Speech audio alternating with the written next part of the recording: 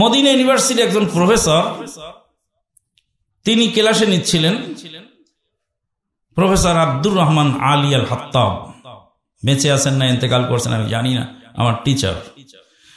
তিনি পড়াচ্ছেন, ফ্রান্সের এক ছাত্র চেয়ারের মধ্যে শুয়ে জুস খাচ্ছে আর খুব গোলমাল করতেছে ক্লাসে।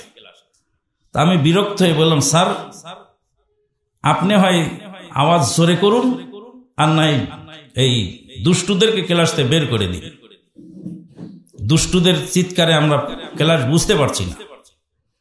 তখন স্যার বলেন, ইয়া সিদ্দিক তাল আখরুজ বাররা, সিদ্দিক যাও তুমি বেরিয়ে যাও। সিদ্দিককে বের করে দিল। সিদ্দিক বের হওয়ার সময় শিক্ষকের ধাক্কা মেরে দিয়ে চলে গেল। কথা বোঝা যায়? সিদ্দিক বের হওয়ার সময় ধাক্কা দিয়ে বেরিয়ে গেল। শিক্ষক একটু ধাক্কা খেয়ে কোনো মতো টাল সামলায় দাঁড়িয়ে রইলেন। আমার কাছে খুব কষ্ট লাগলো যে আমি স্যারকে বললাম, স্যার এই উৎপাতকারীদেরকে বের করুন আর না আপনার গলার আওয়াজ উঁচু করুন। তা আমি বলাতেই তো স্যার ওকে বের হতে বলল, আর বের হওয়ার কারণে স্যারকে ধাক্কা মেরে চলে গেল। সঙ্গে সঙ্গে নোটিশ আসলো। ডিপার্টমেন্টাল চেয়ারম্যান সাহেব ওই স্যারকে ডাকলেন, ডেকে বললেন, সিদ্দিক ক্লাস থেকে বের হওয়ার সময় তখন ধাক্কা দিয়ে ফেলে দিয়ে গেছে। না। শিক্ষক বলছে না, কেন? তো বলছে যে ওই চলে তো হেলে দুলে, ওর বাড়ি তো ফ্রান্সে, চলে হেলে দুলে, তো ওইভাবে যেতে যেতে তারপরে একটু এরম টাল খেয়ে এসে একটু গায়ের সাথে একটু লেগেছে, তারপর বেরিয়ে গেছে। বহিষ্কার থেকে ছেলেটা বেঁচে গেল। ক্লাস শেষ হওয়ার পরে আমার টিচার আমাকে ডেকে নিয়ে বললেন, তুমি আমানুল্লাহ, তোমাকে নরম মানুষ মনে করতাম, তুমি ক্লাসে এত শক্ত কথা আমাকে বলবে তা তো হবে না।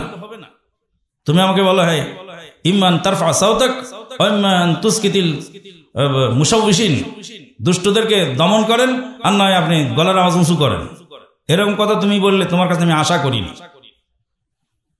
বলে, স্যার এখানে ক্যান্সার হলে এটা সহ কেটে ফেলতে হয়, এই দুষ্টুকে বের না করে তো ক্লাসের পরিবেশ নষ্ট করে।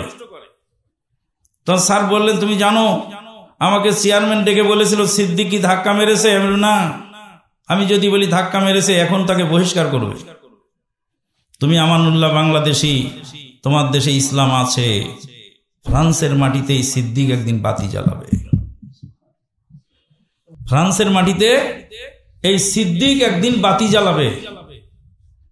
এ যত দুষ্ট হোক না কেন, যতই কষ্ট দিক না কেন, আমি পিঠে সালা বেঁধে তাকে পড়াবো, একদিন টুমোর তাকে মানুষ বানায় ছাড়বো ইনশাআল্লাহ। শিক্ষকের কথা আমার কানে রয়ে গেল।